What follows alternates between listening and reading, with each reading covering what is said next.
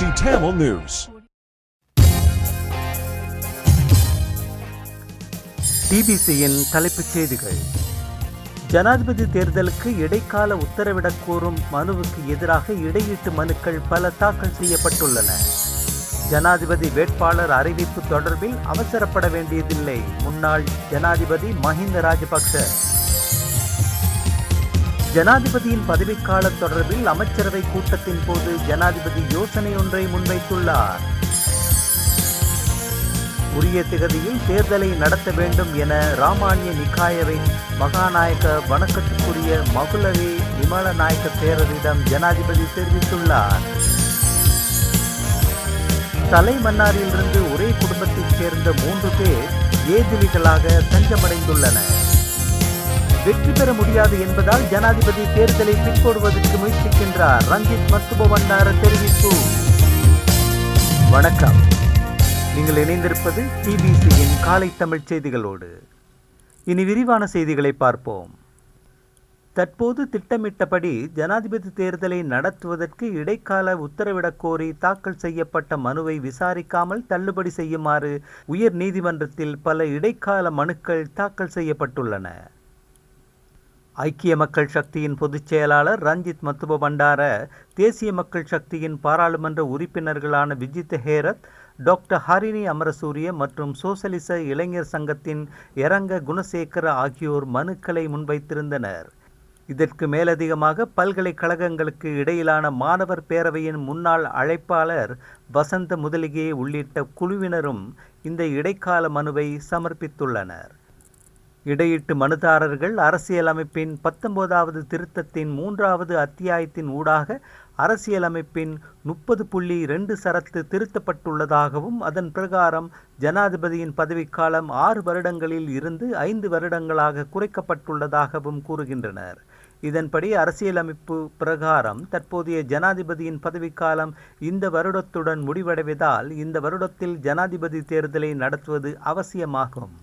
ஜனாதிபதி தேர்தலை ஒத்திவைக்குமாறு கோரி உரிய மனுவை சமர்ப்பிக்கும் போது தவறான உண்மைகளை நீதிமன்றத்தில் முன்வைத்து நீதிமன்றத்தை தவறாக வழிநடத்த மனுதாரர் முயற்சித்துள்ளதாகவும் அவர்கள் குற்றம் சுமத்தியுள்ளனர். மனுதாரர் தனது கோரிக்கையை நியாயப்படுத்த உதவும் எந்த உண்மைகளையும் முன்வைக்க தவறிவிட்டார் என்றும் மனுதாரர்கள் குற்றம் சாட்டியுள்ளனர். இதன் அடிப்படையில் இந்த மனு தொடர்பாக தலையிட்டு உண்மைகளை முன்வைக்க தமக்கு அனுமதி வழங்குமாறு தாங்கள் முன்வைத்த உண்மைகளை கருத்தில் கொண்டு உரிய மனுவை தள்ளுபடி செய்யுமாறும் இடையீட்டு செய்த மனுதாரர்கள் உயர் நீதிமன்றத்திடம் மேலும் கோரிக்கை விடுத்துள்ளனர். ஜனாதிபதியின் பதவிக்காலம் முடிவடையும் திகதி குறித்து உயர் நீதிமன்றம் விளக்கம் அளிக்கும் வரை தற்போது திட்டமிட்டபடி ஜனாதிபதி தேர்தலை நடத்துவதை தடுக்கும் உத்தரவை பிறப்பிக்குமாறு தொழில் முனைவோர் சிடி லேனாவ இது தொடர்பான மனுவை தாக்கல் செய்திருந்தார். குறித்த மனுக்களில் அரசியலமைப்பின் 19வது திருத்தத்தின் 3ஆம் பிரிவின் ஊடாக அரசியலமைப்பின் 30.2 பிரிவு திருத்தப்பட்டுள்ளது. இதன் பிரகாரம் ஜனாதிபதியின் பதவிக்காலம் 6 ஆண்டுகளில் இருந்து 5 ஆண்டுகளாக குறைக்கப்பட்டுள்ளதோடு தற்போதைய ஜனாதிபதியின் பதவிக்காலம் இந்த ஆண்டுடன் நிறைவுக்கு வருகிறது என்றும் குறிப்பிடப்பட்டுள்ளது.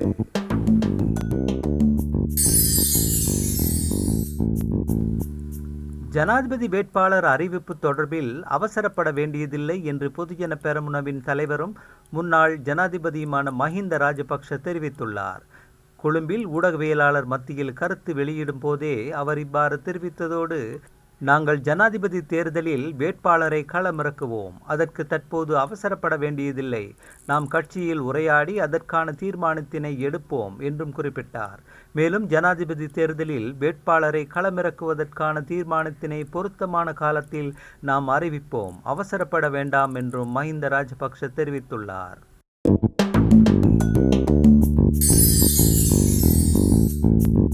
ஜனாதிபதியின் பதவிக்காலம் 5 வருடங்களா இல்லை 6 வருடங்களா என்பது தொடர்பில் தீர்வு காணப்பட வேண்டும். இந்த சிக்கலை தீர்ப்பதற்கு கடந்த திங்கட்கிழமை இடம்பெற்ற அமைச்சரவை கூட்டத்தின் போது ஜனாதிபதி யோசனை ஒன்றை முன்வைத்துள்ளார் என்று ஐக்கிய தேசிய கட்சியின் பொதுச் செயலாளர் பாலித்த ரங்கை பண்டார தெரிவித்துள்ளார்.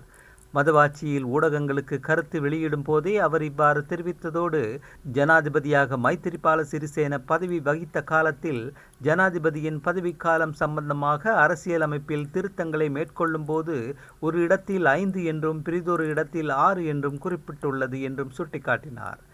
அதன் மூலம் இந்த பிரச்சனையை தீர்க்கும் முகமாக பாராளுமன்றத்தில் சட்டம் மூலம் கொண்டுவரப்பட்டு அது நிறைவேற்றப்பட உள்ளது. இந்த பின்னணியில் தான் தேர்தல் பிற்போடப்படுவதாக கூறிக்கொண்டு இருக்கின்றனர் என்றும் அவர் மேலும் தெரிவித்தார்.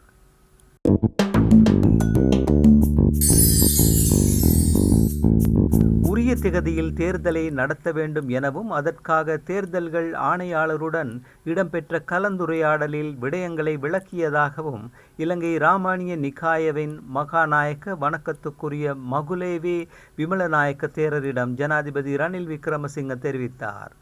நாராயண்பிட்டி எல்விட்டிகள வீதியில் அமைந்துள்ள ஸ்ரீலங்கா ராமானிய மகா நிகாயவின் தலைமையகத்திற்கு விஜயம் செய்த ஜனாதிபதி இலங்கை ராமானிய மகா நிகாயவின் மகாநாயக்க வணக்கத்துக்குரிய மகுலேவே விமல மகாநாயக்க தேரரிடம் சந்தித்து நலன் விசாரித்ததுடன் சிறு கலந்துரையாடலிலும் ஈடுபட்டார்.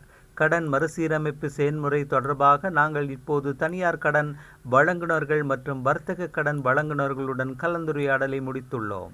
நாங்கள் செலுத்த வேண்டிய கடனில் இருந்து சுமார் $8 பில்லியன் குறைக்க முடிந்துள்ளது என்ற நற்செய்தியை உங்களுக்கு தெரிவிக்க விரும்புகிறேன் என்றும் ஜனாதிபதி குறிப்பிட்டார். அதேபோன்று கடனை செலுத்துவதற்கு 4 வருட கால அவகாசம் மற்றும் கடனை முழுமையாக செலுத்த 2043 வரை கால அவகாசம் பெறவும் முடிந்துள்ளது. இந்த நலன்களை பயன்படுத்தி இலங்கையின் ஏற்றுமதி பொருளாதாரத்தை பலப்படுத்த எதிர்பார்க்கின்றோம். அதற்காக அடுத்த 2 வருடங்களில் திட்டமிட்ட வகையில் செயற்பட்டால் மீண்டும் கடன் பெறாத நிலைமைக்கு நாட்டை கொண்டு செல்ல முடியும் என்றும் அவர் கூறினார். பௌத்த நாடான தாய்லாந்து சிறந்த பொருளாதாரத்தின் ஊடாக வலுவான பொருளாதாரத்தை உருவாக்கியுள்ளது.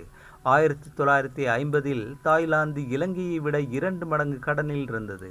ஆனால் இன்று ஏற்றுமதியின் அடிப்படையில் சாதகமான பொருளாதாரத்தை ஏற்படுத்தி கொண்டுள்ளது என்றும் ஜனாதிபதி ரணில் விக்ரமசிங்க சுட்டிக்காட்டியுள்ளார்.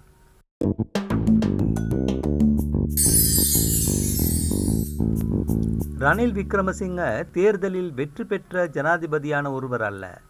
அவரை இந்த நாட்டு மக்கள் பாராளுமன்றத்திற்கு கூட தெரிவு செய்திருக்கவில்லை. இந்த நிலையில் தேர்தலில் வெற்றி பெற முடியாது என்பதால் அவர் தற்போது தேர்தலை பிற்போடுவதற்கு முயற்சிக்கின்றார் என்று ஐக்கிய மக்கள் சக்தியின் பொதுச் செயலாளர் ரஞ்சித் மத்தும பண்டார தெரிவித்தார். எதிர்க்கட்சி தலைவர் அலுவலகத்தில் நேற்று நடைபெற்ற ஊடகவியலாளர் சந்திப்பின் போதே அவர் மேற்கண்டவாறு தெரிவித்தார். அவர் மேலும் தெரிவிக்கையில், அவர் பொதுஜன பெரமுனவுடன் இணைந்து பொது வேட்பாளராக முயன்றார். அது தொடர்பில் பொதுஜன பெரமுன அறிவிக்கவில்லை. அதன் பின் 3/2 பெரும்பான்மையை பாராளுமன்றத்தில் பெற்று ஜனாதிபதி தேர்தலை பிற்போடுவதற்கு முயன்றார்.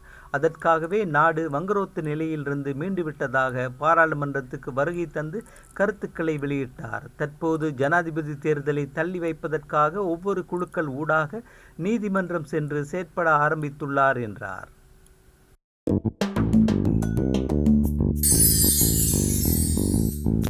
தலைமன்னாரிலிருந்து ஒரே குடும்பத்தைச் சேர்ந்த 3 பேர் ஏதிலிகளாக இன்றைய தினம் இந்தியாவின் தமிழகத்தில் தஞ்சமடைந்துள்ளனர். மன்னாரைச் சேர்ந்த தாய் ஒருவர் மற்றும் அவரது 2 பிள்ளைகளுமே இவ்வாறு தஞ்சமடைந்துள்ளதாக தெரிவிக்கப்பட்டுள்ளது. அவர்கள் தனுஷ்கோடி கடற்கரை பகுதியிலிருந்து விசாரணைக்காக மண்டபம் பகுதிக்கு அழைத்துச் செல்லப்பட்டனர். விசாரணைகளின் பின்னர் 3 மண்டபத்தில் உள்ள இலங்கை தமிழர் மறுவாழ்வு முகாமில் ஒப்படைக்கப்பட்டுள்ளனர். அந்த செய்தியோடு நிறைவுக்கு வருவது டிபிசியின் இன்றைய காலை தமிழ் செய்திகள். மீண்டும் மாலை செய்திகளோடு மீண்டும் சந்திப்போம். வணக்கம்.